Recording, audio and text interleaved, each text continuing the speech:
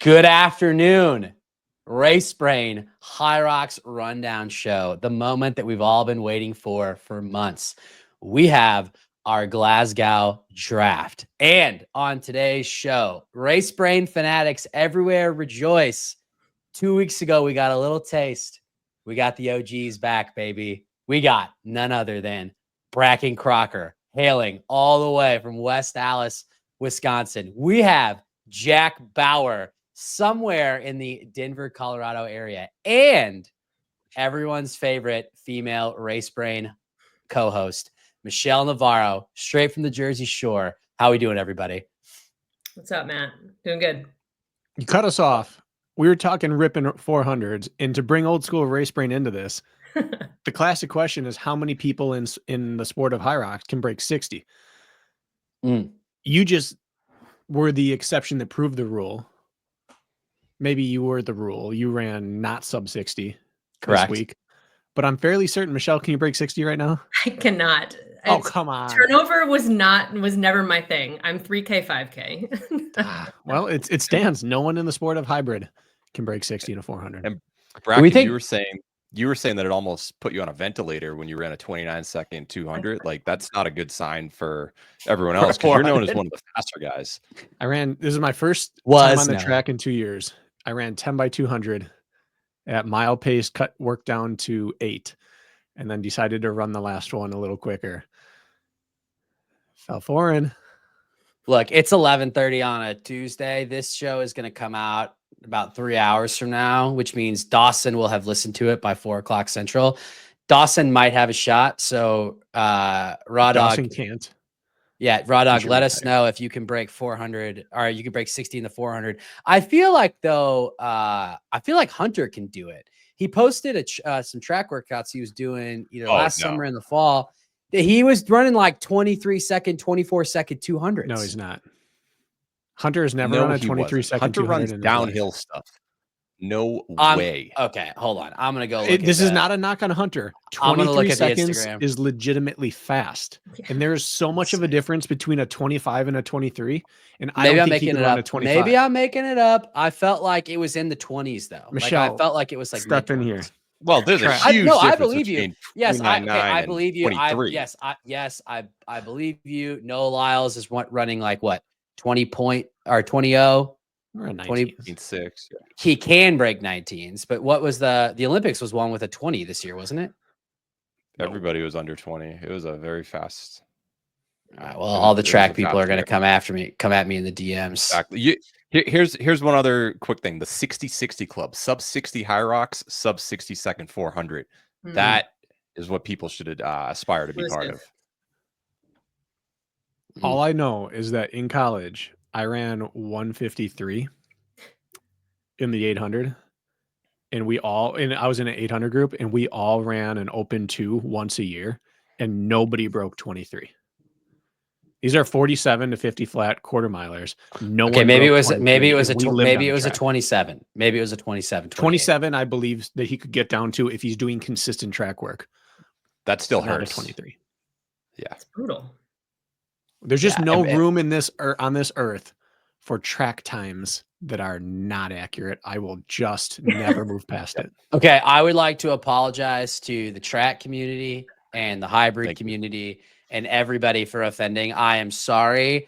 I do know that it was better than a 29, though. The problem is Hunter's content team is putting shit out like hourly, so this is going to take way too long. He also times it on a phone. Fair. All his run intervals are timed on a phone, so got this watch. I'm not going to look. This is going to take too long. Now, this is going to take too long. All right, on today's show, we are not here to talk. I've got one last thing, Matt. One last thing, Matt. You just gave an apology.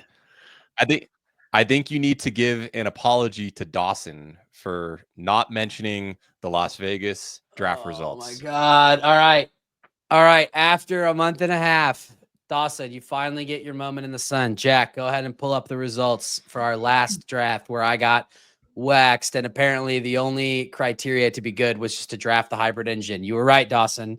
You were right. Well, in last place, Matt with 34 points. In very close. I got 32, Bracken 31, and slaughtering us, Dawson, with 19 points. So congratulations.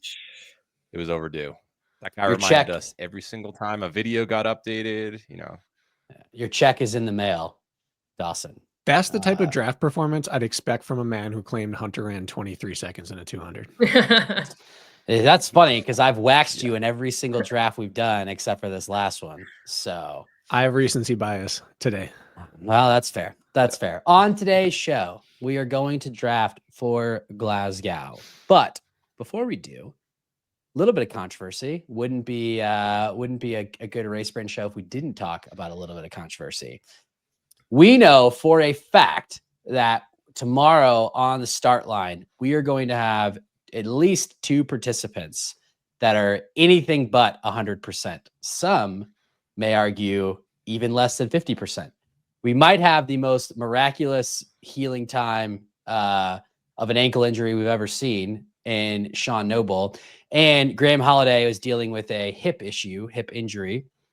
And I guess my question for the panel is arguments for and against showing up at the start line when you know that you are not at max capacity and taking a spot. I will start by saying I do understand. I have a little bit of understanding for Sean Noble in the sense of, although his injury seems like it's more extreme, he has not yet qualified for Worlds. And so there is, you could make the argument of like, if you even think that there's a shot that you could run, these chances don't come along very often. It is hard to get in. But Graham has already safely secured his spot in the World Championship and still has 3 months to get healthy. I do understand that it's a hometown race, but I'm curious, what does the panel think about people taking spots from other athletes when they are less than, and not even, I mean, we got to assume even they're both talked about it. It's not even like they're necessarily that close to being ready. I think that what's the hip injury? We're undisclosed, but basically in the last block, Graham ramped up his running very aggressively. I think he went to running over 100K weekly, where he was previously, I think he said he was sitting at about half that, to see if he could basically supercharge his running ability, and picked up some type of hip injury, which he ran a pro race. Yeah. And he ran a solo race about 4 weeks ago that he said it really affected him. And actually so much so that he was supposed to run mixed doubles with his partner the next day and he pulled out. Yeah, that's a little confusing to me to decide to do this when you already have a world champ spot. Why would you want to risk world champs hurting it more? Maybe he's feeling better, but I don't know. That's definitely risky to me. I don't think he is. He made a post literally on Instagram yesterday saying that he was definitely injured, but that he was not going to miss an opportunity to race in front of the hometown crowd. Okay. I think that's the whole thing. Sean, he's from Ireland, Graham, Scotland. This is basically the closest trip they can possibly have to run in a major. And you already mentioned how difficult it is to even get in a major to start. I think if this was in Hong Kong, it was in somewhere in the US, they're not making the trip, but due to it being so close, they probably who doesn't want to run in their hometown race? If given the opportunity, it kind of sucks. If you're that 16th or 17th athlete right on the doorstep, you're like, really? What if they DNF because of an injury or their body doesn't hold up? That sucks for them, but I can see why they're doing it in their hometown or very close to it. Yeah. BK, you made a face, so I know you have thoughts. Yeah, I'm going to stay away from should they or shouldn't they morally or as a competitor or whatever. There's only 2 ways to look at this. The first is that if your goal is world championships, you shouldn't race. ATFL torn. I partially tore mine and couldn't run for 7 weeks. It's not like a thing that may or may not go away. It's just a torn ligament. It's going to take X number of weeks, which generally 7 is the bare minimum. But if it's fully torn through, it can be 9 to 12 weeks. It's just not ready. And if it's not ready, you're not going to finish. You can't limp a ligament. You can't there are sports where you can wing it. Hyrox, you know what the movements are. You know already the movements stress it. It's not going to change on race day. You're not going to get in a weird rhythm that didn't happen in training. So ankle, I wouldn't risk it. Hip, I wouldn't risk it. Hip is a touchy area. He's already qualified. This may be the thing that sets you back 6 more weeks. So from an injury standpoint, there's no reason to do it. From a competition standpoint, if you are standing there, someone else is not, and they are not able to knock you out. So Noble might not be able to qualify because he doesn't have the ability to finish or PR right now. But then no one else has the ability to take a new qualifying spot. So that's a safety precaution there by him, which is a smart athletic move. He doesn't even have to start the race.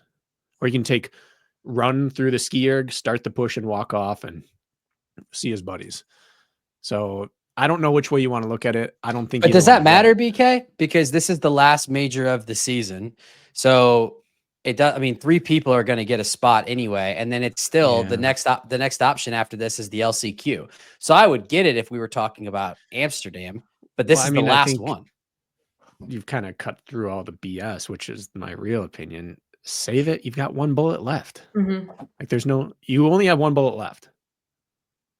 His is LCQ. Look, the other one is Worlds. Those aren't bullets to waste. Yeah. Look, I'm not, you're absolutely right. I'm not here to judge morally or ethically. Like, we all have, the one beautiful thing about this life is that we all have free will to make our own decisions. And if that is the reason why they're doing it, because they want to race in front of the home crowd, more power to you.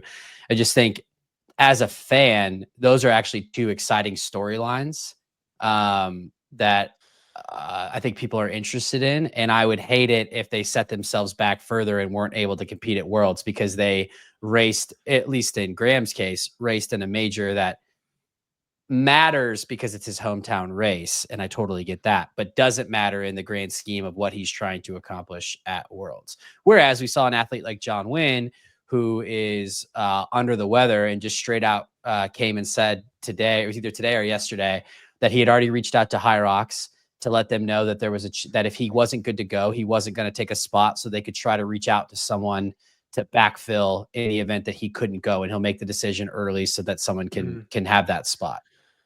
So I have 2 things. One's a statement, one's a question. Jack, I'm going to ask you the question as the historian. Have we ever seen this work in this sport? Do we know of anyone who prior to a major said, well, yeah, we've got this thing going, but I'm going to go up anyway, and then it worked out? Or has every single one of them walked off the course or taken bottom 2? Because we have a litany of these examples. Yeah. I don't tend to think it works. Like, if this was in the OCR space and you had a bad ankle and you're on a course with some gnarly terrain, like, you're not going to finish. You're not going to do well. So I feel like it's the same type of situation. We had broken finger. How did that work out? Camilla, she finished. How did she? What she did well. I think no, that race she didn't get a spot. She did not get a spot, but I think she finished 5th that race. We had bike accident. How did that work out? Yeah. We had people coming off COVID. How did that work out? Like, we've had.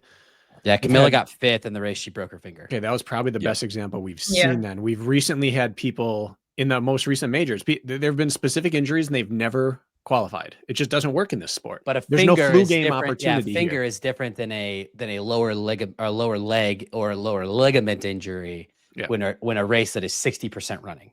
It just, we're used to seeing them limp off the course now and stop. And then the statement from all that is that that's not a fun thing to do in front of your hometown. Like, your family doesn't want to show up to your fight and watch you get knocked out. Yeah. That's better to do in silence. So I don't see an advantage to it. I guess, to be fair, this also isn't new. They've just been honest about the fact that they're hurt. Whereas one of my chief complaints on these drafts is that we have not had an elite race that someone hasn't pulled out of day of because they were dealing with an injury that they didn't disclose. So, I think that begs this is not directed at Graham and Sean by any stretch of the imagination. This is actually what I would say at this point is a systemic problem, which is we have people who are less than healthy, who are taking spots. And again, like, they have the right. If they can run, they can try. But to your point, like, it doesn't seem to work out. I just thought it was interesting that, Graham had already qualified and was choosing to go. Any other final thoughts? I think it would be a little different. I think it would be a little different if this was for Chicago and it's like, all right, the 15 spots are already there. You've worked all season to get there.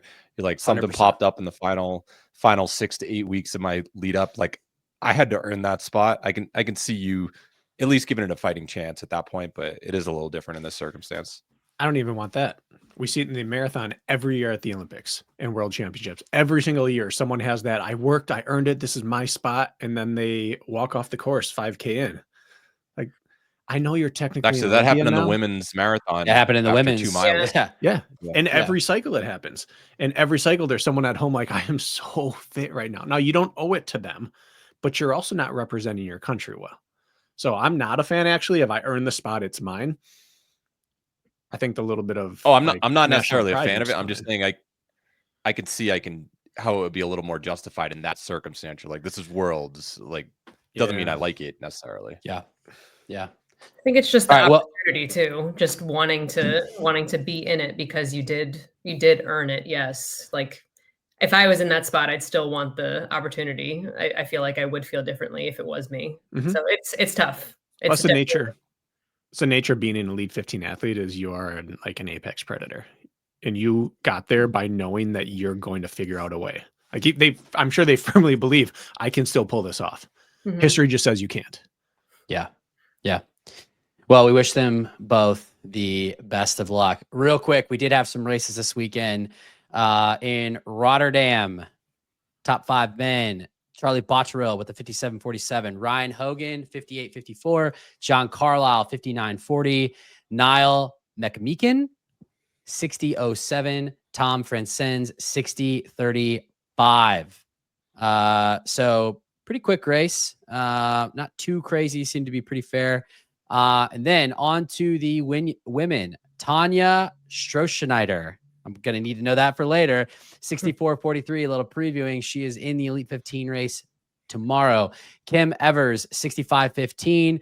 Charlotte Vanden Lindenloof, actually the other half of the mixed doubles world champion, the women's doubles world champions from last year, 65.39.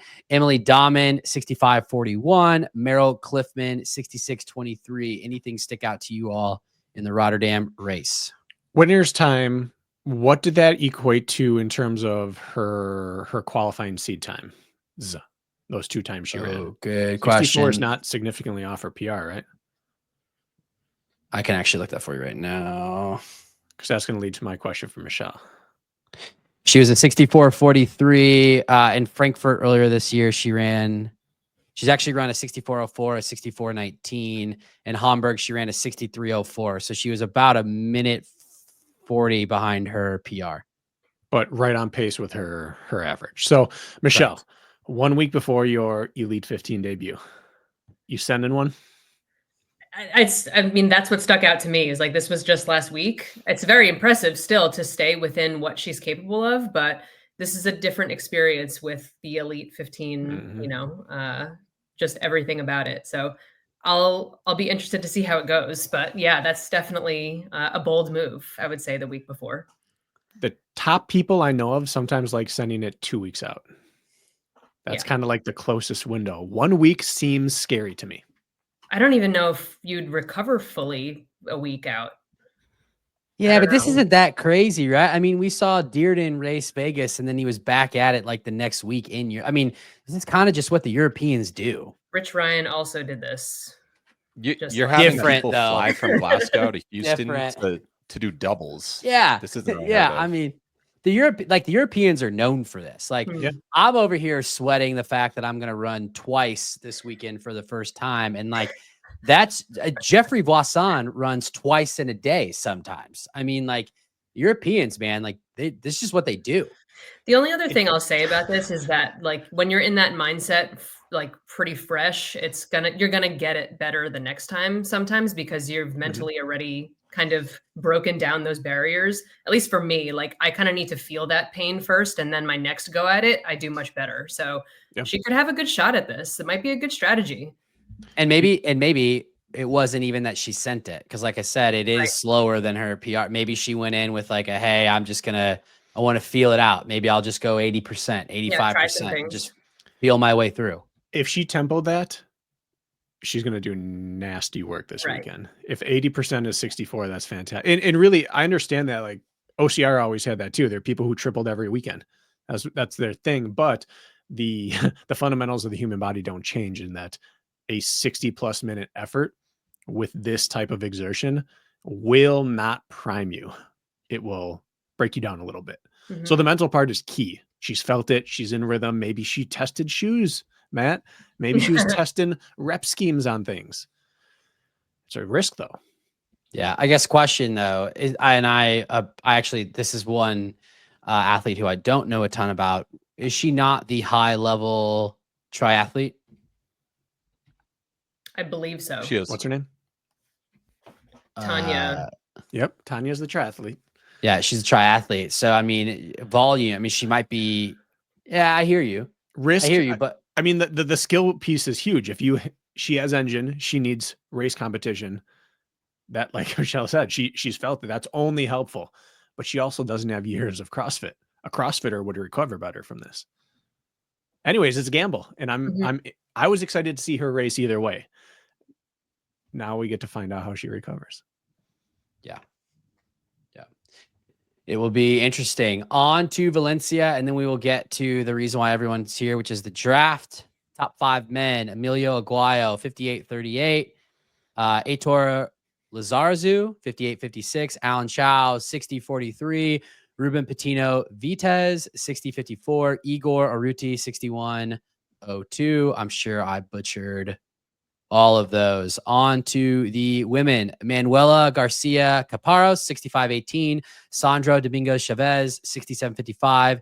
Daniel Cuoto, 69-34. Zintra Gretsch, 69-59. Mika Borda, 70-02. Nothing too notable in Valencia. Congrats to top 5. Now, the moment that we've all been waiting for, which is Glasgow Draft. We are going to Wheel of Names this and get this thing going. All right. We got Michelle. We got Jack. We got BK. Get rid of those ads. Already out kicking Rich. That's right, baby. That's right. I'm going to go ahead and share my screen. Let me know whenever you can see it. Doing the prep work of the wheel off screen. That's high level. All right, you got me? Yep. You're not full screen. That's the only downside. You almost nailed it. This is YouTube worthy if anybody wants to watch this. Oh, yeah. Yeah, I mean, I can't. No! Here we go. Rigged. Michelle, #1 pick. I like my odds. Where are you going? What are you picking, Michelle? I'm going to start with women first. No, I mean, which pick do you want? Well, oh, sorry. #1. Just taking one. Yep. All right, Michelle's going 1. I will take 2. Oops.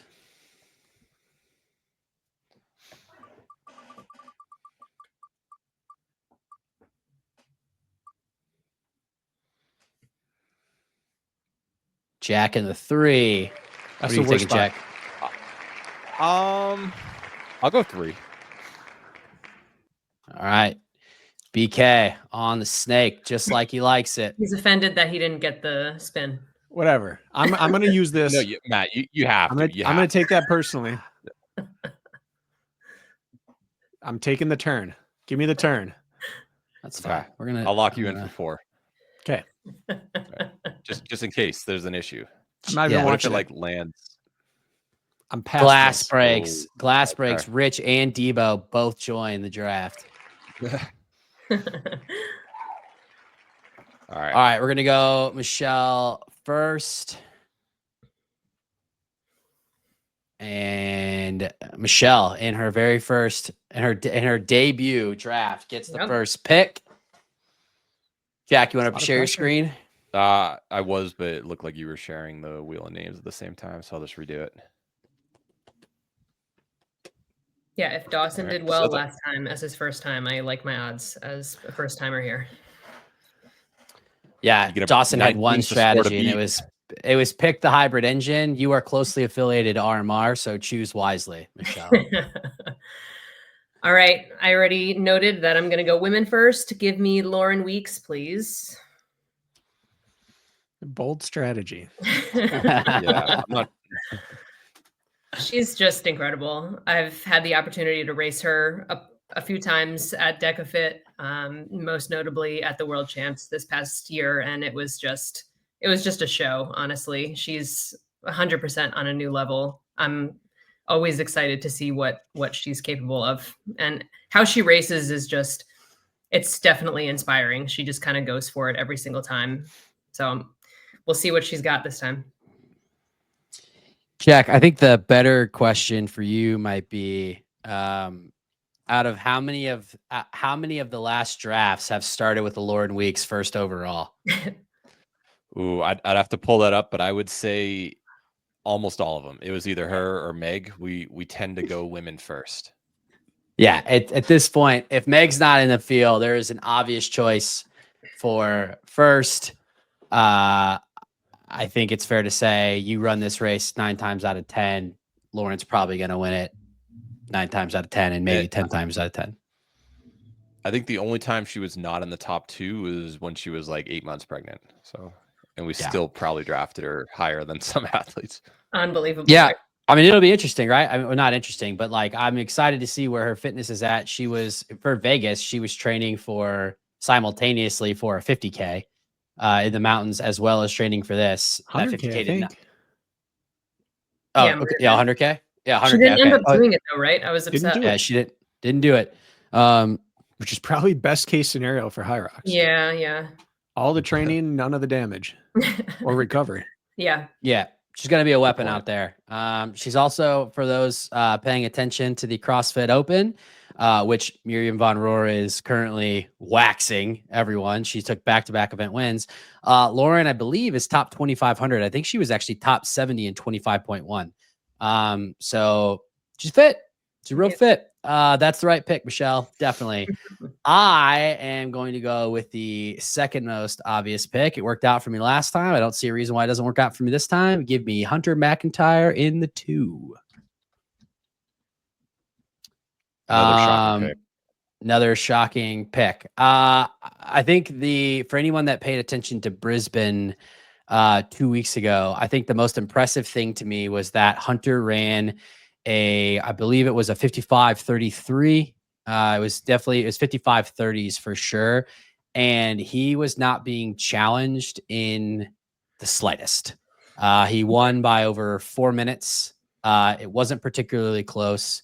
I think that, he has been kind of ascending up the mountain, climbing back to the top. And I don't think that Vegas race set him back any. If anything, I think it probably gave him even more fuel for the fire. He dominated, and I think he plans to dominate again. Social media is not everything, but I have noticed his social media feed, he's kind of got that swagger back. I don't know if anyone saw the little Braveheart video that he posted this morning. But that's typically a telltale sign that Hunter is feeling good. So Hunter winning unchallenged has never been the question. What we know is that there are 3 gentlemen minimum who are 100% committed to being with or ahead of him to start this race. And I am so excited to see this next step in Hunter's season. We saw it last time. We saw how it worked out. We saw what he's done since, and now we get to watch it again. And I'm very, very excited for this. Yeah, the competition for sure is the bold, statement. You gotta put it together when it's top-notch competition. So it'll be exciting for sure. We had said that did he lose some of that Hunter invincibility aura? He can take it all back right now if he just destroys this field. Because this field is missing what? 1 world championship threat. Yeah, it's missing Ronk. That's it. Ronk. If he crushes everyone in here definitively, it's all back. They all get shook and the last chance they have to see him before Worlds. Yeah, I think 100% I agree. The only person in this field though that took it to him in Vegas is also not in this race. Mm-hmm. So the only other person that there are going to be people that are going to try to take it to him in this race for sure. But the only other person who might be who goes next, there's definitely an Australian that's going to go next. It's just which Australian. But JK is probably the only other person that I think could take it to him from wall to wall in this race. And he might. Sandy. Yeah. Sandy's the ultimate wild card. I love it. I love that he's here. I love it too. But Sandy in his first high risk, race high back, reward. high risk, high reward. He might set the world record. He might DNF. He might. he might punch a rig. You don't know. He is like the ultimate definition of wild card for this sport. He's so good for the narrative of these majors. Yeah, and he can do it. So yeah, that's right there. We know what he's capable of. Matt, I've got a stat for you. So I looked at the past 3 years, just a little more recent. If we look at every single athlete who's run majors, Hunter McIntyre, his average is 56.16 for majors and world championships 2023 on. The next closest is 1:04 slower. So Hunter tends to do well in these compared to the field. So I feel like he is the safe bet for number one, despite not winning the past major. Yeah, I think, and my impetus here is I definitely think that, look, is there a chance that Hunter doesn't podium? There's a chance, but I would bet that if we were betting folks, I would say that there's probably a 75% chance or greater that he winds up on the podium. It's still Hunter versus the field. Yeah. That hasn't changed. All right, Jack, make my life easier. All right. I think that the most likely outcome for this athlete is second place. So I've got to go Joanna Wettrick. You're right, Matt. I'm going Australia. She's been training with some athletes have heard of, Tia-Clair Toomey. I think after this race, are they flying, or not they, but Joanna is heading to Houston, right? Yeah, so, Tia's already here, but Joanna will be getting probably on the same plane flight as Dearden and JK and headed over to Houston right afterwards. I don't think she's worried about that one as much. I feel like that's just get top 3 with the world's fittest woman of all time. I think she's going to do okay there. But first, she's got to take care of business in Glasgow, and her average time in the 6 races that she's run in the Pro Division is 61:38. Pretty much a lock for second place at worst. Actually, her worst finish in 6 career races is 3rd. She's won 4 of them. Got second the other time in a major. She's beaten Lauren Weeks. It's got to be the pick I make right here. So consistent. Yeah. BK. There's no response to that. That's the right pick. That's the right pick. That's the right pick. Absolutely. All right. So I think I'm just going to try to balance the rest of the men's podium out.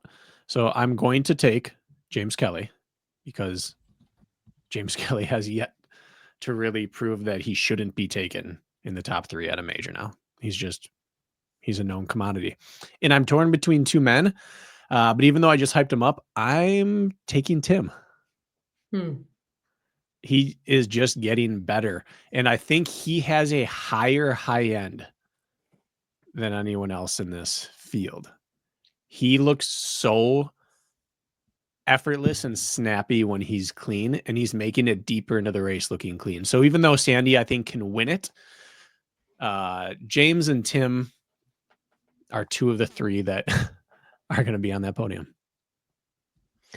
Yeah, and it's, you got the advantage of it's a European race. And Tim is, here we go, comparison time. Tim is like the European Dylan Scott. Crushes on his home continent and then has been known to have some struggles overseas.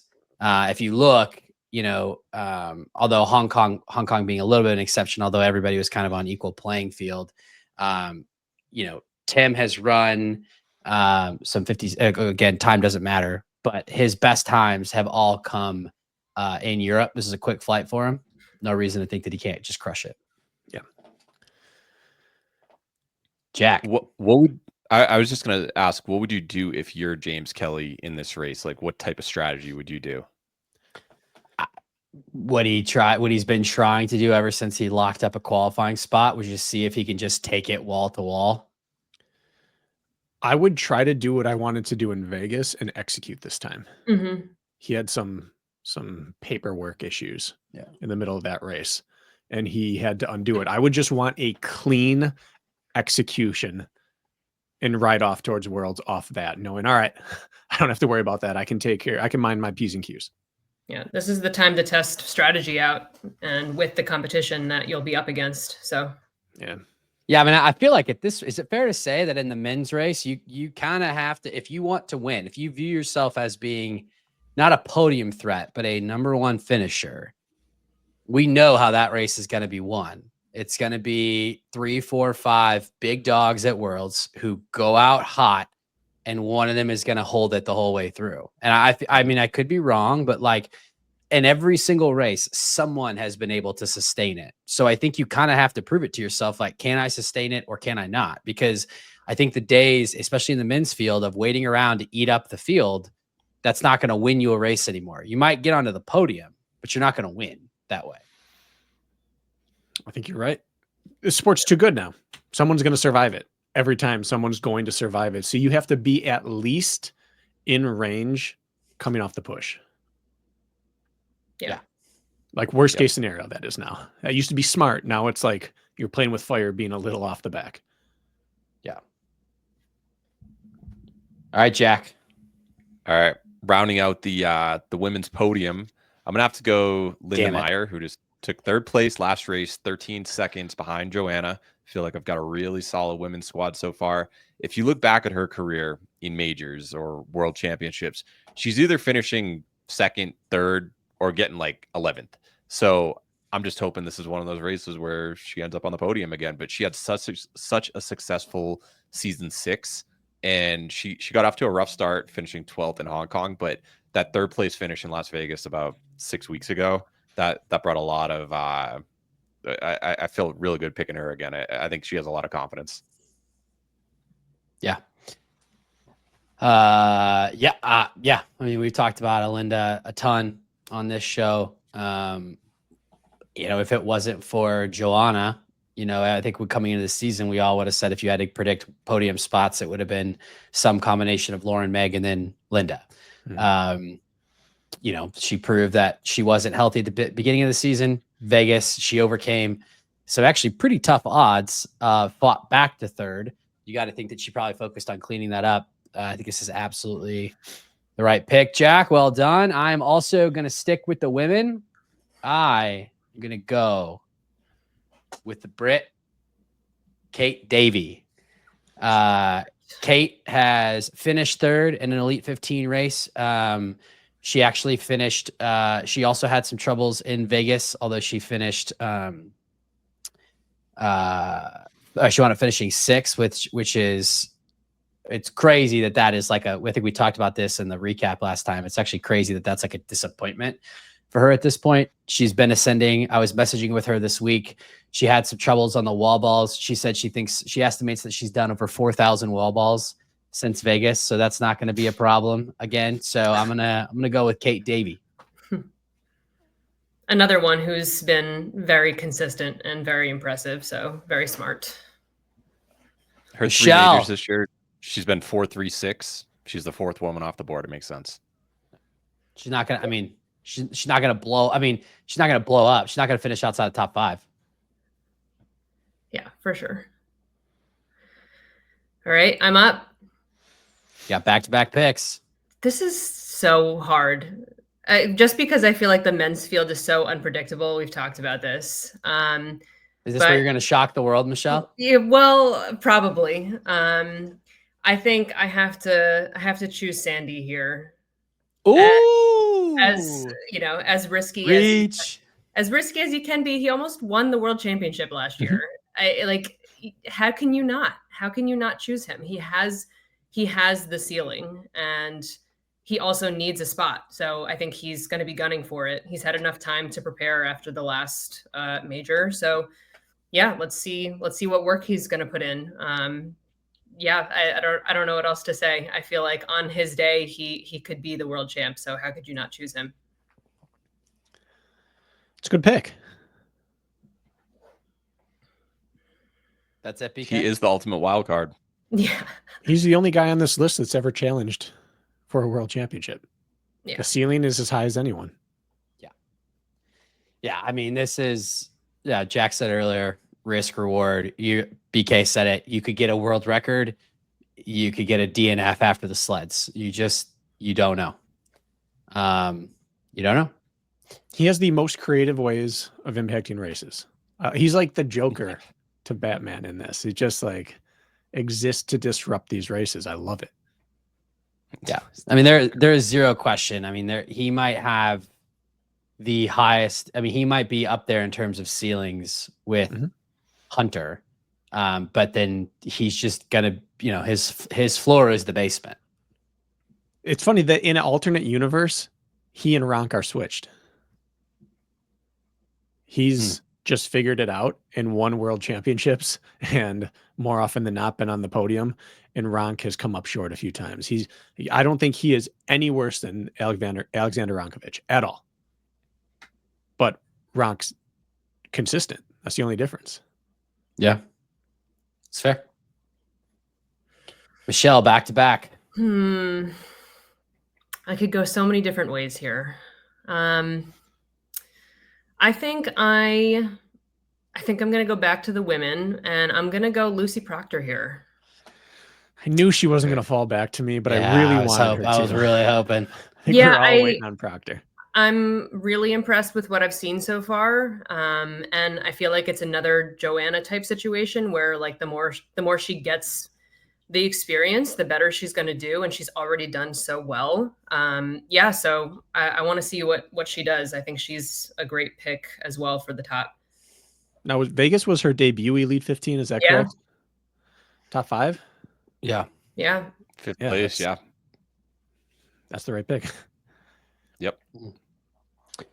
She was, yeah. I mean, she's still, she's young. I think she's like, when she races not elite, I think she's still in the under 24. I think she might be like 22. She might be 21. She's young. She's being coached by the world champ, Meg Jacoby. She had a great race in Vegas. She followed that up she ran a pretty impressive time with Joanna in doubles. This is also a quick flight for her. She is, in a year or two, she could be contending for that championship spot. So great pick. Now I'm on no man's land in terms of where do I go. I am going to stick with what I know, and we have 4 men off the board. And because we have 4 men off the board, that means I feel pretty safe with a top 5 finish from our boy Pelayo Menendez Fernandez. My pick. Yeah. He's extremely reliable. Maybe the calmest racer in the field. Yeah. He's the opposite of Sandy. Yeah. You know exactly what you're going to get. These are Pelayo's last 5 elite race finishes. 6th, 4th, 2nd, and He had an 8th in there in DC. 8th, Stockholm. He didn't race DC. And DC. No, he didn't race DC. Okay. He was 8th in Stockholm with a 58.17. But then after that, he went 2nd, a 2, a 4, a 4, and a 6. And the reason he's so good in numbers is that half the people in this field race like they have his running background and engine, and he races like he has their running background and engine. And that's why we haven't seen him win a race, a major, and we haven't seen him really bomb, because he just stays within himself and understands that he's not going to blow up if he does this. And if he gets on a little bit of a heater, he's up on the podium. And if he doesn't, then he's that 6th through 8th, and he's still really solid. But in this field, this weekend, with the people there, knowing that a couple of these guys that we've already, there's a good chance that at least one of these guys blows up and then one of these guys fades. I mean, he could eat up a podium spot. Yeah, absolutely. There will be a time to make like a bold move from him. I would be interested to see him do that. And he's already got a spot, right? So he should, kind of play around with what am I capable of? This is the one, Michelle. Yeah. It's also right? interesting. This is the time. He just announced like a week or two ago. This is something he's been mulling over for a while, and he actually talked about on the podcast when he came on. But he actually has gone full in on hybrid. So he quit his day job, and he is now just 100% athlete and coach. And you got to think, like, little less stress, a little bit more motivation. I believe in our boy. He's going to do it. Jack. Could be a little more stress. Bracken might talk to that, but yeah, could be a little more stress. It's exciting at first. And then what happens next? Yep. It's dependent upon the person, but usually you get a little boost right up front. Yeah. All right. I am going to go just 3 straight women. Why not?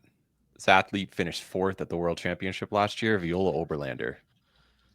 Okay. Good pick. She did have an 11th place.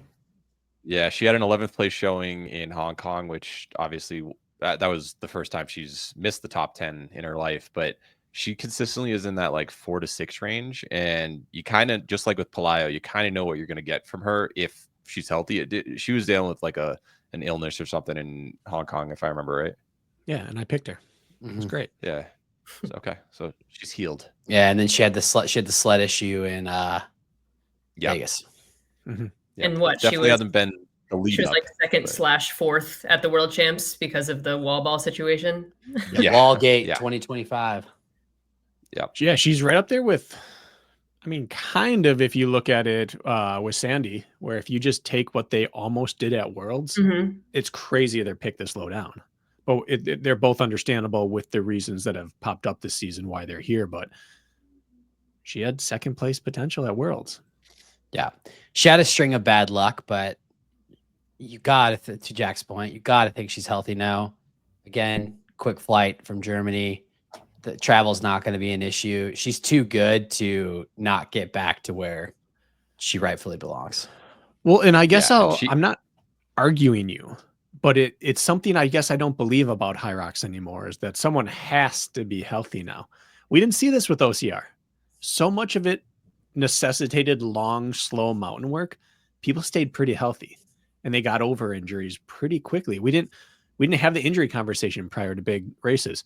It's always here now, and some people are taking forever to get over things. So I guess I've given up being optimistic that the field is healthy. She did just run though since Hong Kong or since Vegas. She did run Frankfurt, and then I guess that must have been before Vegas. But since Vegas, she did run Vienna with Peter Schiller, which again I know is doubles. Did well. But she ran sub 54:30. So, you got to think that whatever was affecting her. I mean, even if Peter did a lot of the station work, which that wouldn't seem like that's their MO. I mean, she was able to run. Yeah. So you got to think the fitness is there. BK on the turn. Well, started with 2 men, time for 2 women, and it's Camilla Massa time. She needs to just pop one. She did well in Vegas. And if she does that performance here, she's top 5. She might be top 3. And then I'm going to balance that out with Tanya Strohschneider. She's the Pelayo of this field? Maybe? In terms of background. She's got the volume and history of endurance training. Rich has been hyping her up in the group chats for months now. She's new to it. She's improving. I would love to see her just mix it up cautiously and then explode in the second half. That'd be fantastic to see. Yeah, pretty crazy. I mean, she's been in the sport for less than a year at this point. Her first race was, is it Rimini, Jack? In Italy, yeah. Yeah. Rimini with a 74.23. Then she went to Stuttgart with a 66.09. She followed that up in Hamburg with her PR of 63.04. And then she's consistently been in that that kind of 64 range. We were talking about this at the beginning because she just raced in Rotterdam, but she also raced not too long ago at the Open Championships in Europe with a 58.31. So she's been racing a lot. So the question will be, I mean, to your point, BK, like how much damage has that central nervous system taken? You know, can she get up? And obviously this is out of all races, the stress and the pressure of an elite is going to be that much more amplified So is she the only one on the women's side who hasn't run a major yet? Yes, I think so. Yeah, this to me, Bracken, sounds a lot like when there's some fast runner coming into OCR, and I used to get all hyped up, and I'm like, I'm taking a risk. This is the equivalent right here for the hybrid. Yeah, but how many times did she run under 64 or 64 under? She's done like 4 or 5 times. So I understand what you're saying, but there, if you have an extensive, what'd you say? Only once. 64 or under 4 times. Oh, I thought you said sub 64. Yeah. Initially I did, but 64 or under 4 times. That's enough that we trust she understands how to pace herself. Yeah. She's not going to get to lunges and be like, I've never done this before. I'm cramping. So when someone has an extensive background in another sport, they're generally just calmer with the stage. So I don't know her, but I doubt the moment's going to be too big. And anyway, we've seen some success with Joanna with some new athletes that come in hot and actually just perform well. So clearly I'm not too worried about her racing last week, even though I opened the show with it. Yeah, you've got a safe pick and then a wild card. I mean, going back to Camilla, like, I mean, you're right. Like, she's got, out of kind of everybody that's left, she's maybe got the highest ceiling. I mean, she ran a 62 low in Anaheim. She was pretty open about dealing with some different various health issues. I think that she's finally passed all of those. Seems like her workouts have been going well. I mean, she's definitely not, I don't think she's going to finish bottom third. So, I mean, I think that's a safe pick. Yeah, with Tanya, it'll be interesting. I just think that elite race is different. You know, something about standing on that start line already causes a lot of stress. It could also be adrenaline, though, too, like an excitement. Like, it could be the other way as well. So you never know. Depends on the person. It'll be fun. We'll see. All right, Jack. Joanna made her debut this year in a major, and she's turned out okay. 100%. Difference, though, is that Joanna also came onto the scene with a bang right away. She went 65, and then she went to 60. Yeah. So I love the fact that she went 74 early on. Yeah. She's felt how bad it can get. Yeah. So no matter how much juice she's got at that start line, because you're right, this start line is different than any other start line we've ever been on. For an Elite 15, it is electric, but she's felt the consequences, and I do like that for her. Yeah. Yeah. All right. Jack. I gotta go with my first guy. Fresh off a podium in Las Vegas, Bo Wills. The guy closes hard. He's consistently in like that 6 to 8 range, and I think he's going to pull it off again. Has there been any other elite athlete this year who has taken as much of a step forward as Bo in a short amount of time? I mean, he started the year, he got 8th at Worlds last year, and then he's gone 6th, 9th, and 3rd in Amsterdam, Hong Kong, and Las Vegas. So he's continually progressing. He's kind of like Pelayo, where he just runs his race because he knows he's going to close hard.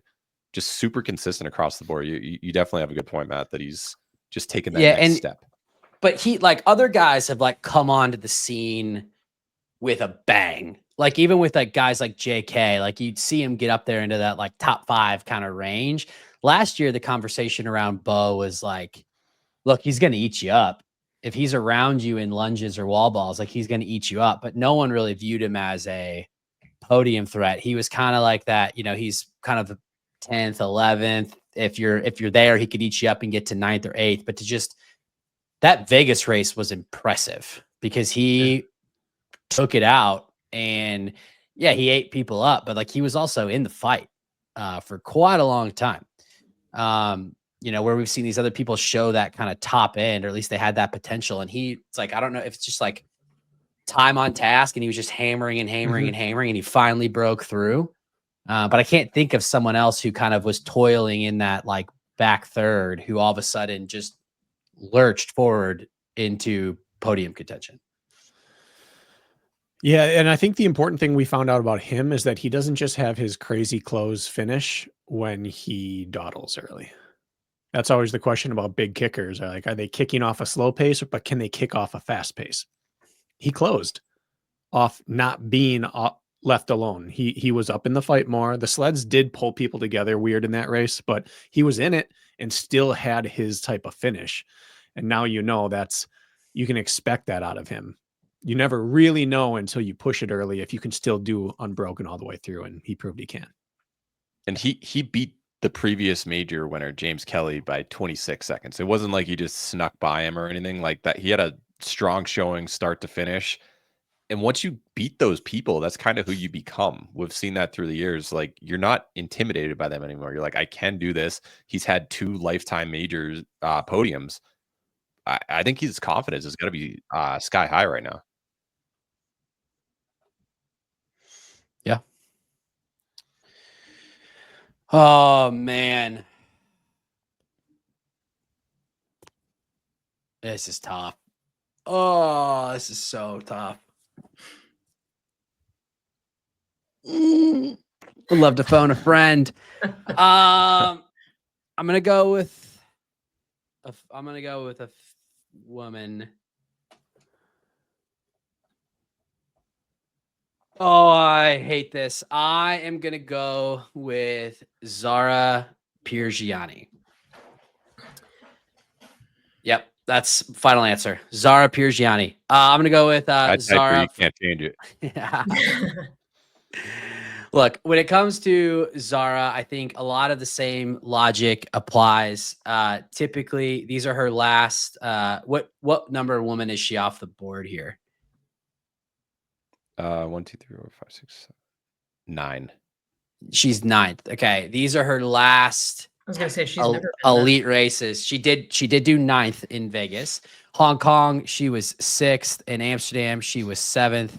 In Nice, she was 8th. She's kind of always in that like middle of the pack. However, she does have a 62 low PB. She has been training with the hybrid engine. Again, this is as close to a hometown race as you're going to get living in the UK. I think we haven't necessarily seen her ceiling this season, but there's no reason to think that she doesn't break through in this field of women. Yeah. Yeah, she's picked right around where she should be. Yeah. Consistent. Yeah, I don't think she's going to do worse than this. She may not do better than it, but I don't think that she's going to fall any lower. Yeah. Any other thoughts on Zara, or we're going to kick it over to Michelle for the back-to-back picks? Kick it. All righty. Well, do it, Michelle. We know you want to. I think everyone knows this name that's on my mind. Please give me Rich Ryan. Boo! It's actually, according to Hyrox, it's Ryan Rich. Yeah, Ryan all the time in every lineup. I don't understand. Did you see they gave him an apology on their note? Yeah, they did a correction. They made a correction on the post. Still bad. They're getting good at apologizing. Yeah. All right. Yeah. I mean, what can I say? Rich is, he's super strong. He has a 54 as a personal best. When it's his day, he can be up there. And he's had Vegas now to think about and to kind of rewire how he wants to go into this one. He's someone who's very methodical. And I think he's got his strategy figured out this time. So I think he's ready to roll. So I'm excited to see my coach get back out there. I don't know what to make of him. Because he's been forthcoming about the fact that he pops a race and then he poops the bed, and then he pops a race and he poops the bed, and then he popped a race, then he did pretty good, and then 8th at 58 minutes it's not a bad race, but it wasn't popping a race. So his pattern's broken, and I don't know what to make of it. And so I'm glad you took him, because I just don't. I like him better when he's reliable, and he broke his pattern. I think it's hard to be reliable in this field for anybody. And I think and I think that's also, I don't think it's a fitness thing. I think it's a mental side thing. If you are dialed in, you're going to be great, but it's really difficult to stay dialed in when the race isn't going the way you want it to. And so you either have to make the bold move to take it out and try to hang on, or you play your own game and see if you can crawl back up. It's really challenging in either instance to mentally stay engaged. And I think that kind of that's kind of the hit or miss situation for any of these people in this field. I don't couple things about Rich. A couple things about Rich in this. So he's traveling to the UK. They speak English. He's going to do fine. He doesn't have to go to Spain right now. It's in his comfort zone. He's ordering coffee in English. I think he likes that. And also, if you're looking at the athletes who we've picked above him, Hunter, James, Tim, like Palaio, Bo, they've already clinched their spot. Rich just has to race for 9th place. Sandy, obviously, he's a threat. May or may not do well, but I don't think Rich is going out there to win this time. I think after his performance in Chicago with Las Vegas coming up, he thought that he could win that race. And I think that he's going to do a smarter pacing strategy here and just try to secure his spot for Worlds. And I think that that's actually going to result in a better overall place this time, and then go for it at Worlds. But I think he's going to be a smarter racer this race. Yes. I think that is probably an accurate analysis. I also agree with Michelle. I think that when it comes to Rich, like, I think that the question is where is he at mentally? Not in terms, and when I say mentally, I don't even mean in terms of confidence, because I don't think our boy is ever short on confidence. I think it's more so like, is he willing to take the fight out early? I don't think that Chicago was a fluke. I think that 54 was very much real. If you look at other people in the field, some big name racers, Marcus Wallace, Grayson Kilgore, Colin Stiefer was in that race. You also had Steven Pelkofer, who is an up and coming name in that race. You had some people who all ran fairly close to their personal best. I think that Colin was actually within 1 second of his Chicago time from the year before, when they had a lighter sled.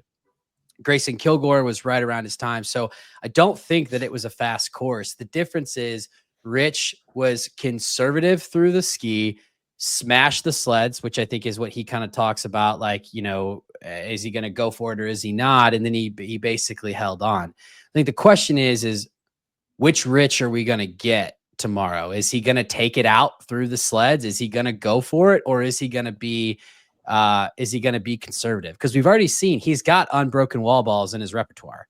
Even when he was feeling like shit in Dallas the week after the 54, racing Dylan, like, dude can take it to he's strong on that back half. So the question is what kind of days he going to have on the sleds? And if he can put it together, like, he could very easily, I mean, forget top 9, like, he could be a podium threat.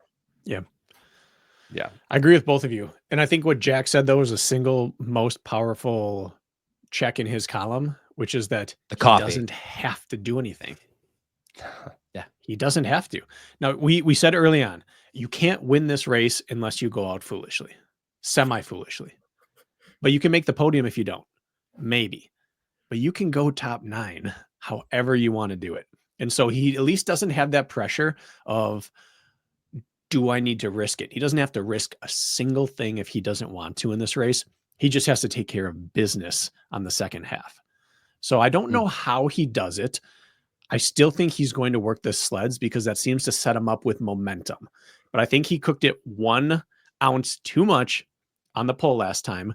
And if he avoids that, I think he punches his ticket to Worlds here, and then he gets to work on, do I send it at Worlds? But the fact that he doesn't have to here almost guarantees he's going to have a fairly decent race. Mm-hmm. If he just does what he did in Vegas, he's good. If he runs that race he ran against Dylan in Texas, he's good. It doesn't take an A+ effort tomorrow. Yeah. Yeah. And I was talking to him yesterday. He said that he's been enjoying the time so far. He's there with Amy, which obviously helps take some of the, you know, he's not just sitting around in a hotel waiting to race. He's getting good workouts in, he's exploring, he's having fun. And I think the most important thing is he told me that his sleep hasn't been an issue. Good. So he's feeling good. So I think that'll, so we'll see. So good pick, Michelle. All right. All right. Yeah. Back to you. One last number for you right before. So Rich, in his past 5 races, 4 of them have been majors. He's gone in 3 of them. He's gone 58-16, 58-19, 58-13. It basically comes down to, is 58 teens enough to finish in the top 9 is what it seems like. And they've been hard 58s. Those weren't momentum-filled 58s. Right. They have been hard. Yeah. They've been like uphill 58s. So you can kind of rest on that. I can get a 58, right? If he gets any juice going on the back half of that course, that turns into a 57 quickly. Mm-hmm. Yeah, and for what it's worth, the map is out. And this is ugly. I'm just gonna go ahead and flash this really quick. Jack, can you stop sharing? I think that this is worth noting. I'd love to get the real runner's opinion on this course. Check this bad boy out.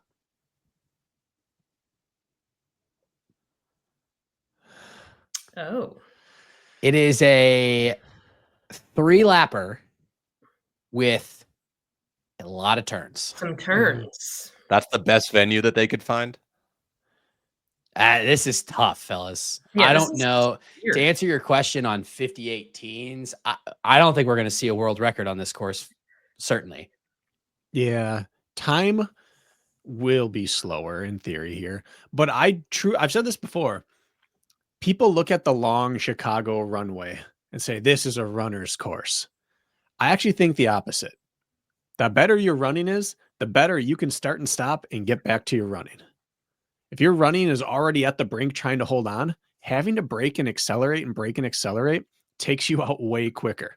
And we look at Pelayo and we look at Rich, and they're fantastic in and out of the hairpins and right back up to speed. Mm-hmm. So I actually think that this doesn't benefit the slower athletes. No, it limits how fast the top people run, but it hurts the poor runners more. When you have I'm to looking at a guy like Rich. Right? Go ahead, Michelle. I was just going to say, when you have to mentally to do the turn and then, start back up again, you are going faster than if you were just kind of steadily going for, one long straightaway. Yeah. So I think you might have a point. Accelerations are costly and Rich is high turnover. He's built to get in and out of turns. Mm-hmm. I'm looking at a couple guys like Hunter and Rich where they've run a lot of stadium races, and that's just like quick corner. And they might actually have a skill set that they're prepared for something like this better. Yeah, but to your point of does 58 teens do it? Right. Probably, honestly, because I don't think for non-runners, I mean, to your point, acceleration is key. If you haven't spent a ton of time running, if you don't have that background, then it's going to be hard to navigate that. All right, Jack, different if this was a Deca. It would reward the slower runners. Yeah. 1,000 meters of sharp turns is exhausting to people. Mm-hmm. All right, Michelle, another pick. Yes. Do we have the screen? Look how much we like Rich. We just spent triple the time talking about him than anyone else. All right. I'm going to go out on a little bit of a limb here. I'm going to take Maria Fecik. I know that this is her first time back in the majors, but she was in World Champs, I believe, last year. And she's just been on my mind because she was racing quite a lot last year and she was doing fairly well. And now that she has the opportunity to get into a major, I feel like she's going to take it. So I feel like she's going to perform really well here. Yeah, I feel like that's a good pick. With Maria, she's kind of had the short end of the stick this year in terms of the needing to get the 2 times to get in. But she has been in some dogfight races. She's been in races against Kat Fossbender. She's been in races against Camilla. She's been in races against Jennifer Thompson. There have been some names in these races. And so she's been battle tested this year and typically comes out with either a 1 or a 2 finish. So you're right. She raced in the World Championships last year. I don't think that the moment's going to be too big for her. And now she actually gets the opportunity to just race. And how many spots are available on the women's side? Lauren Weeks has already qualified. Linda's qualified. Lucy Proctor's qualified. Kate Davies qualified. Joanna has qualified. Yeah. 5. Yeah, 5 spots. So top 8 would do it. Yeah, I mean, I think she's definitely got a good shot here. Didn't Meg get it earlier? Right, but Meg's not in the race. Just in the field is what he's saying. In the field. Okay. Sorry, top 8. Finish. I thought you meant season leaderboard. I got you. Yeah, no, top 8 would get her in. So I think she's, again, she doesn't kind of similar to Rich. She doesn't have to run for a podium. She's got to run for top 8. All right. I am going to follow my heart and not go with my head here. So give me Vivian Tefudo. Matt, you already had her locked literally like 10 times, or not 10 times. Almost every single pick is exactly what I would have done. Yeah, we're kind of doing that. We're kind of all doing each other today. Look, yeah, I mean, it's Vivian, right? I mean, the age-old joke on this show is that just go ahead and before the race is even run, just go ahead and pencil her name into a 4th place finish. She didn't have the start to the season that she wanted. She was dealing with some injuries. She didn't race particularly well in Amsterdam, and she had a little bit of a tough race in Vegas with the 67.43. But I do think that, and this is just pure conjecture, I don't have any inside information. I don't know anything. If I'm Vivian, if I'm not fully healthy or ready to race in this race, I'm just going to put my eggs in the last chance qualifier basket and take my shot there, where I'm not racing, necessarily the rest of the field. So I got to assume that she's healthy. She does not do poorly in these races. Again, she's got a long record of being 4th best. Her PB is a 62.41. Which she did in an elite race, and she has finished 3rd place before. So again, now we're talking, we've got like 10 women off the board. I don't think that she's going to come bottom 5 again. No, not at all. I mean, she's not at, 100%, right? We know that. And the more that she gets closer to that, the better that she's going to perform. And we're getting closer to, world champ time. So I have a feeling that she's going to continue to get better and better as she's continuing to heal from, whatever's been going on. But she's podiumed at world champs. So it's like, she's absolutely up there. Yeah. It's kind of the same as Linda Meyer. Just don't trust the most recent result. Trust her body of work. Yeah. And she's chosen not to go to an overseas race this year because she didn't think that she was fully fit. So I think that making the investment to go to Glasgow tells me that she thinks that she's got a puncher's chance. Yep. Jack. All right. My next pick, going with the guy actually made his debut in Glasgow last year, 2024. Last race that he did at a major, he ended up beating Pelayo. He beat Rich. He beat Tim. Several guys who've been on the board already. I got to go with Jake Dearden. It's actually disrespectful that he has not gone already. Yep. And he just won in Spain very recently as well with like a 56.40-ish. Yeah, 56.46 to secure his spot to make sure that he was in. Not too long after Vegas, we ran a 57.44. He has consistently been in those 56s. He actually opened the season in Cape Town with the 56.53, followed that up with the 56.58 Amsterdam time. Guy is fast. He will take it out for sure. And he closed the show in Vegas. That was a nice skill set to see. I wanted to take him. I'm disappointed in Jack, and I'm not. And I think he's going to do very well. Yeah. And then he'll be hopping on a flight, conceivably less than 24 hours later, to get to the States to run elite doubles 15 with JK. So guy obviously feels fit. That's going to feel so terrible waking up on race morning. Yeah, it's not going to be great. BK. All right. So second Arning will be the female I will take here. And everyone's picking with their heart. I keep hearing picking with my heart. You know what? Give me Ryan Kent. There we go. We know he's fit. If we're claiming this is a stadium race run course, Ryan Kent's the best stadium racer in this field these days. Maybe it's Hunter. It's probably disrespectful. I can't believe that you actually admitted that, Bracken. I thought you were in this field. Okay. I just got left off this list on the planet. Honestly, I was 16. Hoping that Noble's ankle wasn't going to hold up and they were going to give me the call. But if this is based off fitness, Ryan Kent is not finishing 10th. He's a major winner. If we're talking about ceiling, he has the highest ceiling of anyone that's been picked recently. he has to put it together.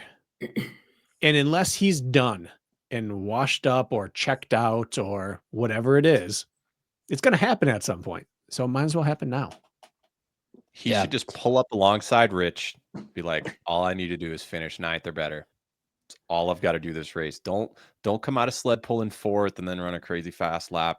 You don't need to do that. Just run for place. Your whole trajectory turns around after that. And yet the fact that he did that in Vegas was exciting to me.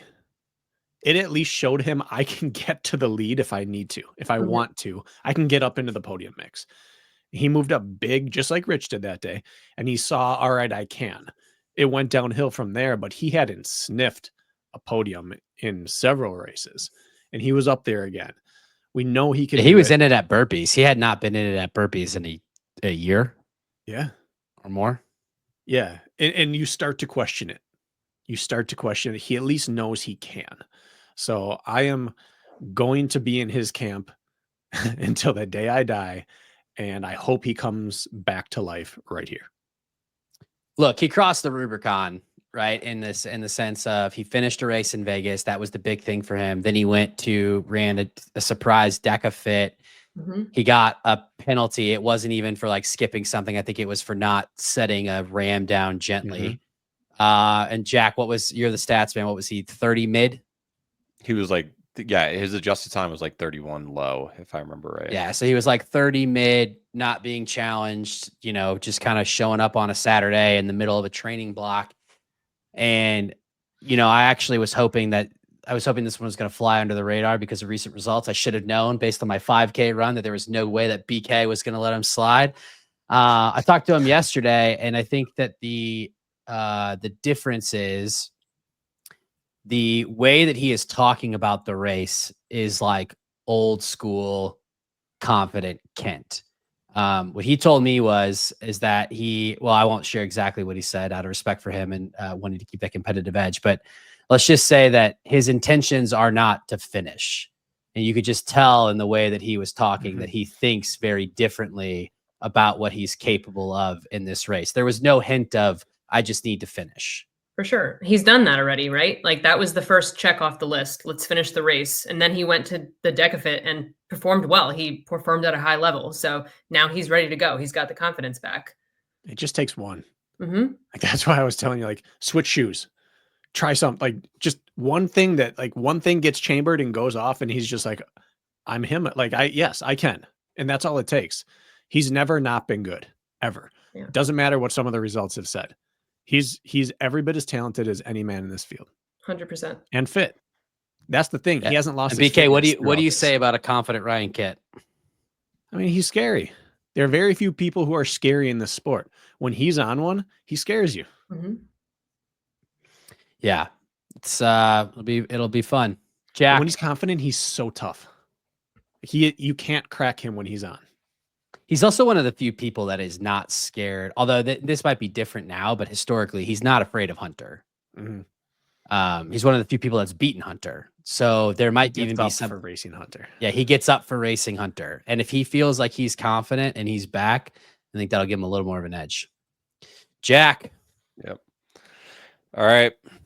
I got to go with the hometown boy, despite that hip issue, Graham Holiday. I mean, he got third in Hong Kong. His 7th place showing in Maastricht was 57:35. That's not a bad time at all. And I understand he's been dealing with the injury, but who on this board who's left has the potential? I know there's one other guy, but we already mentioned that he's sick, so that kind of affected my pick here. But yeah, I feel like athletes do well in hometown races, and Graham Holiday, I think, is going to be no exception. Yeah, look, if there wasn't for the hip injury, Graham would have been off the board picks ago. Just a long time. Heavy disclaimer. I mean, this is absolutely, if he is anywhere close to full fitness, he's probably not going to finish here. He actually has already raced with this same bad hip. Granted, it was just a pro race. It wasn't an elite race. Times don't matter, but he still was able to pull off a 57 something. So, that's what I'm saying. 57:35 is not a bad, I screwed up type of race. That's a really good time. And I said before, you can't fake a torn ankle ligament. Hips are touchy, but they can also go away on race day. The ankle's not going to go away. This could just be okay. And when he cranked up his run volume, he may have got hurt, but he also has that training sitting there. And if he's had to back off at all, he might be pretty set for this if the hip doesn't limit him. Yeah. If he's healthy-ish, like Lauren, he's top 6. Yeah, Lauren in Las Vegas.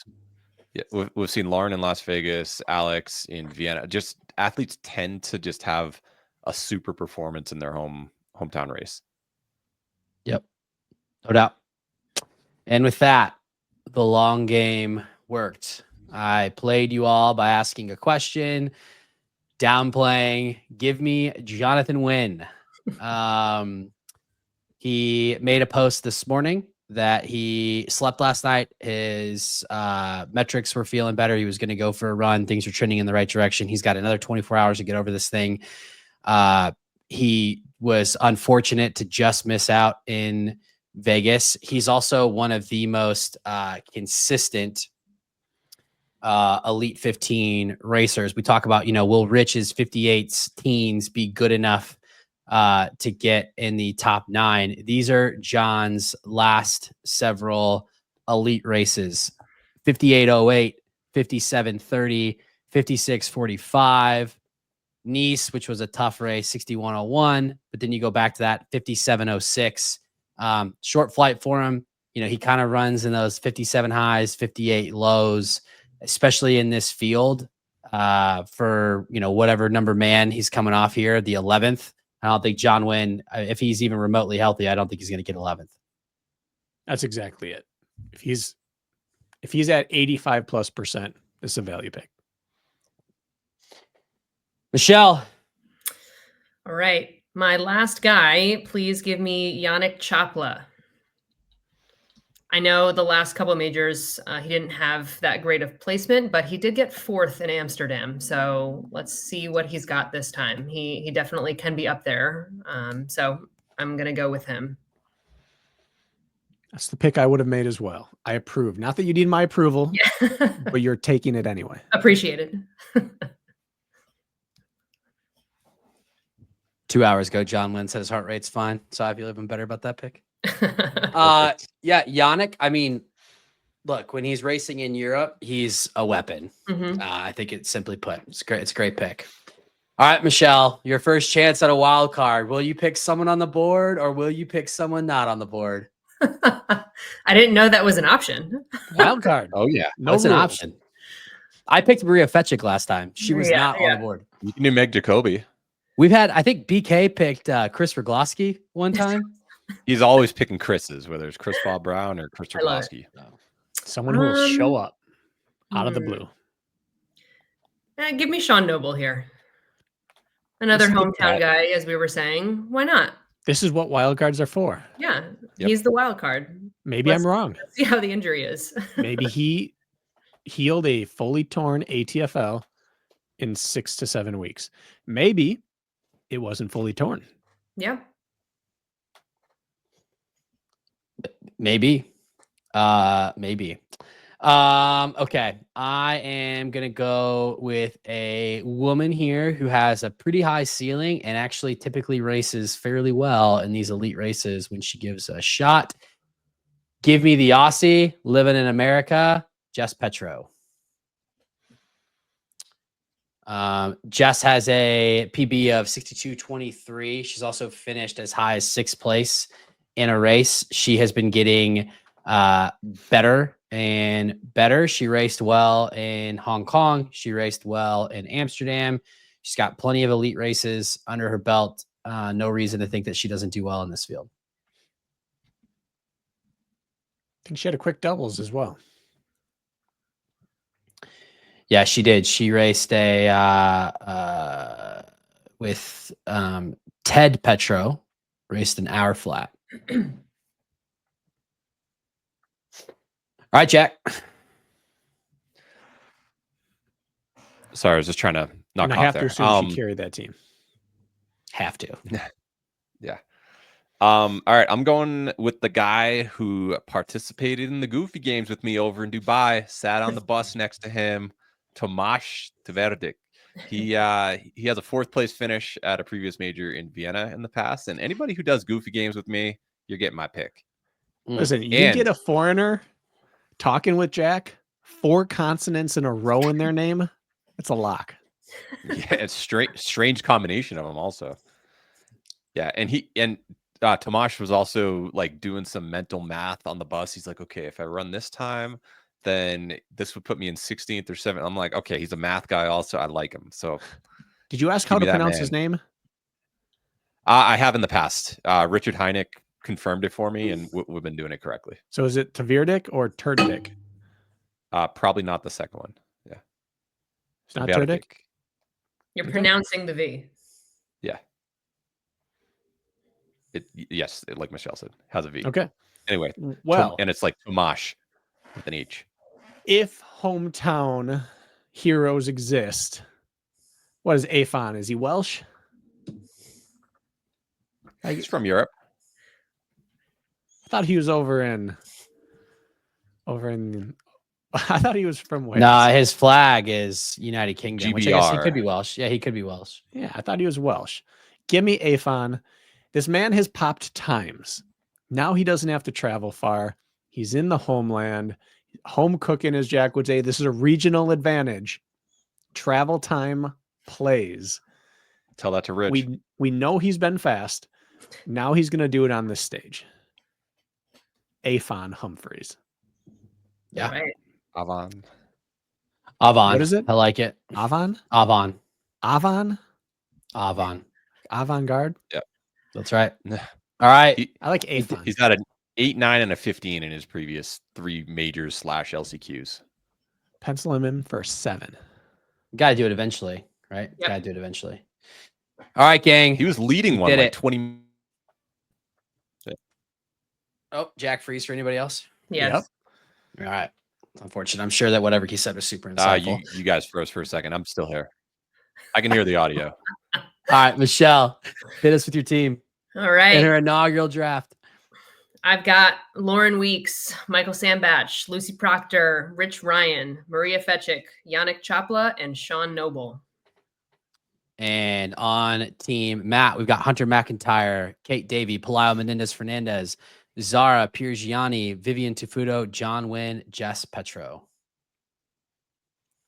I've got Joanna Wettrick, Linda Meyer, Viola Oberlander, Bo Wills, Jake Dearden, Graham Holiday, and Tomasz Tverdik.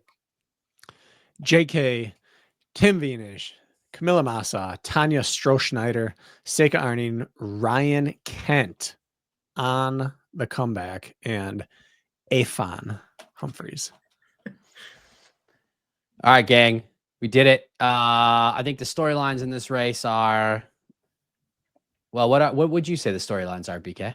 That seems lazy of a moderator, but I think that the storyline is Hunter. He's the storyline in every race he ever enters. Yeah. So I'm not going to speak for the women, but for the men, Hunter is and always is the main storyline. But the most important storyline is 5th through 9th. That race right there, the race within the race, is going to be fascinating. My only hope is that we get some camera work and some screen time on the chase pack, and they can highlight who is sitting in world championship qualification position so that we can track that battle, because that battle will be every bit as good as the battle up front. Mm-hmm. And it's the one that's important, right? So in some respect for these podiums, for the world champ spots that are left. And it's weird to say that 9th place might matter more than 2nd, but it does. Yeah. And one other thing to note on that tracking the 5th through 9th, which I agree is the storyline of the race. The timing system's back. We'll actually be able to like watch and follow along with that instead of. I forgot about that. Yeah. So I think that's actually going to help. We did that. Oh yeah, totally a race brain. We were the source for making that. We used our power for good. Yep. Jack, what's the storyline for you? I agree with Bracken. It's just who else is going to make worlds? Are athletes going to go out fast and hope that they can beat the field, or are they going to run intelligently and just run for place? I think that this is the race to run for place. Save your, I'm going to go for it for worlds. You need to get there first. Michelle? I would like to see Viola and Vivian rise back up. They're both in podium contenders, and I just want to see them back at their top level game. So I'll be looking out for that. Yeah, I think for me, it's two storylines. I think on the women's side, it's can the old guard rise again? We saw Linda do it. Can Viola, can Camilla, and Vivian, can they assert themselves back into that kind of podium contention? Or, is it really the new guard, so to speak, of obviously we anticipate that Joanna will be there, and then the likes of, Kate Davey, Lucy Proctor, some of those newer names. And then on the men's side, I think one of the storylines other than Hunter that I'm watching for is, how are the American men going to do? How are Rich and how are Kent going to do? Because typically the American men have not done great on European soil. Hunter is the exception to that. We know that Hunter will probably do well in any race that he's in. If Rich and Kent aren't able to do it, who does that give us for the Americans? That gives us one of our top 5 athletes right now, Dylan Scott and Hunter, and that's kind of it for the U.S., right? I mean, unless I'm just absolutely disrespecting the hell out of someone, am I missing anyone? Rylan. Oh yeah, Rylan. Yeah. Turns out you were. It turns out I was. I hope that the hip is healing well so that we see him at Worlds. But even then, we're down to the sport used to be dominated by American men, and now seems to be firmly dominated by the European contingent. So will our boys rise to the occasion? Yep. And I have one more race storyline this week. Matt, how close are you going to come to Michelle and me in Houston? Well, I was actually about to say, if anybody needs to drop for real life commitments, feel free. But we actually have one other topic that we need to discuss before we get into our own race, which is the Elite 15 doubles happening in Houston this weekend. We have the second installment. If you need to drop, BK, I totally understand. I saw you look down at your watch. Yeah, we have Training Tuesday to record today. You don't have. I'm not holding a gun to your head. I'm just saying, I'm going back to back. Yeah, I hear you. We'll make this quick. I think the thing that I'm excited about for Houston, obviously on the women's side, Tia Claire Toomey has been putting her hat into the ring with James Newbury. But now she is fully putting herself into the elite field with a race with Joanna. Also notable in that race will be Lauren Weeks as well as Lauren Griffith. They are teaming up. And then we are going to have Chris Rogloski and Katie Simonson racing as well on the women's side. Unfortunately, Hyrox has still not put out the start list, so I'm not sure if there's any other notable teams that will be showing up on the women's side. But any thoughts on the women's race? 3 qualify, right? 3 teams. Mm-hmm. Yeah, top 3. It's just a win and you're in. Cool. So my initial question is this intentional by Hyrox to not just have it be the same Elite 15 people, but paired up on day 2 at Worlds? Or is this just a weird scheduling thing that is forcing people to, not forcing, but people are choosing to fly across the ocean to try to get this done on the same weekend as a major? I mean, what's they the could have chosen another weekend. It didn't have to be this one. There were other they could go to. To answer your question, BK, my guess is the reason why people are choosing to do this is because by doing it this way, they're going to get downtime.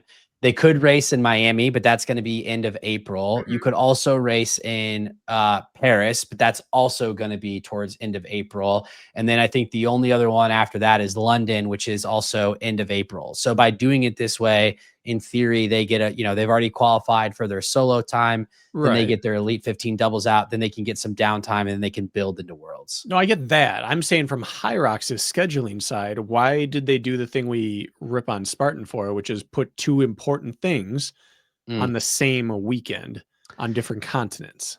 It does seem to me that they're not putting as much stock into the elite. Maybe they're waiting to see what pros actually take the Elite 15 doubles seriously. Okay. But it doesn't seem like they're putting as much stock into it as the Elite 15 race because there isn't much hype about it on socials. Like I would think if you saw that arguably the greatest woman athlete of all time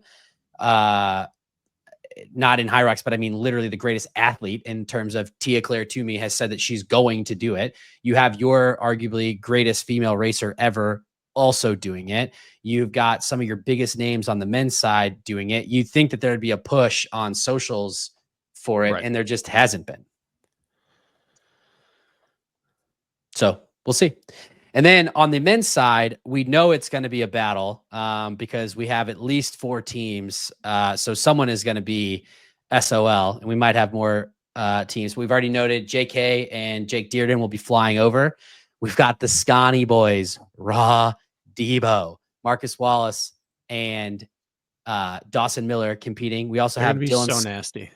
They are going to be nasty. They are going to be nasty. I'm not going to give away any of their secrets. Then we've got the hybrid raccoon racing with Jeremy McConnell, who is the mixed doubles partner of Aoife. Told you I'd never get it wrong again, Jack. He has also put up some flying times. I think he raced with Mark Dean. I think they did like a 52 low. So you got to think that Dylan and Jeremy are going to be a force. And then we have the Deca boys, Grayson Kilgore and the world champ, Colin Stiefer, teaming up to throw down in Houston. I'm going to put everybody on the spot. One of these teams is not going to make it on the podium. Who's going to be left out? Jack. I actually think it's going to be the guys doing their second race in 4 days. I also think that Grayson and Colin are going to win. You think Grayson and Colin are going to win? They'll be fresh. Neither one of them have a PR better than Dawson Doesn't matter. or Marcus. They are team athletes. You've seen what they've done in DECA in teams. Like Grayson took down Kevin Gregory multiple times. Kevin Gregory raced 82 times that weekend. Yes, it's also true. Yeah, he still did it when Kevin Gregory raced every race, every single one. Doesn't matter. I believe in him. Putting it out there. It's a bold take. I respect it. The only smart piece about that take, though, is the fact that they have JK's team has 2 people flying over. They both have to race, survive the race, survive the travel, and still have juice on late. They're so good that they should still be able to win it. JK is that good. Like, they are that good. They should still be able to win it, but it takes... Dearden ran a 2:30 marathon, and then 2 weeks later ran a 56. I think he's... my point is they are so good. No one should still be able to touch It's a marathon, Jack. I know. It's a marathon. But they have to have things aligned in recovery and travel. That's difficult. Yeah. But Colin and Grayson are not going to beat Debo. And they're not going to beat the raw dog himself. Yeah, I mean, I'm a homer for sure, but Dawson might be one of the best pure runners in that is anywhere close to the elite field right now. And you combine that with Marcus's ability to station, and Dawson is no slouch on the stations. I think they have a legit shot at this thing. Well, and they're seen as like, they're going up against the strong station-based guys who will be able to put out more because they don't have to work the whole time. Like, Marcus was a 48-second 400-meter runner. Dawson was a national champ steeplechaser. These events are already too long for them. They are going to get better as they go shorter and get rest too. And no one recovers better than middle distance runners on short rest. No one does. So I think they're going to do something special time-wise, honestly. So I think they win. JK should win, but they're going to win. Look at historically the fastest men's pro doubles teams. It's not the best individual. You don't just add up the 2 PRs for them and then say that team's going to do it. Hunter's right. It's the best runners, and that's what I'm saying. Right. It's the best runners. And these 2 live within 10 minutes of each other. And I'm saying that I think Dawson and Marcus might be the best runners of the 4 teams. Hunter's teamed up with a Nas, who was a sub 4 miler. And like a 58 something guy. Who owns the world record in men's doubles? Not the pro. Just who owns the record? Rich and Pelayo, right? Correct. Maybe. And Rich and Pelayo they're not station guys. They're runners. Michelle? Which is why JK and Dearden should win. Yeah, this is. I'm trying to get BK to TRP. I'm trying. I know this is way too tough to call, so I'm just gonna happily watch live as it happens and unfolds. I'm gonna go Raw Debo 1. I am going to go Dylan Scott and his partner 2nd, and then I'm gonna go with JK and Dearden 3rd. I think that the Deca boys are the odd men out. I wish them nothing but the best of luck. Jack, we are racing on Sunday. I believe that the odds are. And Michelle. I believe. Yeah. You Correct. better get ready, Matt. Correct. We were racing on Sunday. I believe that the bet was if I don't finish within 10% of your time, which is absolutely disrespectful, that I get. Do you know how fast Michelle's running these days? I'm gonna be fresh. All that indoor track work was for this moment. I am not. Yeah, I am not. But it should be evened out because I am also not going to be fresh. Michelle and I are both racing individually on Saturday and then teaming up on Sunday. What do we want to put on the line? I got to finish just within the 10% override of your privileges. time. Oh yeah, override. What do we say? Override what? Yeah, override privileges for a pick. Yeah. Yeah. Okay. If I finish within 10% of the team of Jack and Michelle, I get override privileges on a pick on the next draft. One pick. I don't like it because it impacts. Shown up. It impacts us. Okay, we'll think of a different. Bracken has no say in this. I think it should be like one of those NFL things Fine. where How about this? you send your city's I get to food take and drink to each other. How about this? How about you take the? I was going to say the better wheel of names. I'll take the better wheel of names position. BK. Is that fair? Fine. Okay, we'll do that. All right. I was thinking you should have to send sausage and cheese versus whatever Colorado grows. California. Whatever Colorado grows. All right, squad. We did it. Jack, Michelle, can't wait to see you all in Houston. Let's grab a coffee. BK, best of luck. Running outside. It's going to be nice the rest of the week. What? Yeah, okay. Running With outside. watching all the athletes on TV. It's nice outside. It'll be nice. It's going to be back in the 60s this weekend. Just in time for a St. Patty's Day race. There you go. Hell yeah. You're going to drink the beer before or after? It's not going to be during. That's right. All right, squad. We did it. We're out.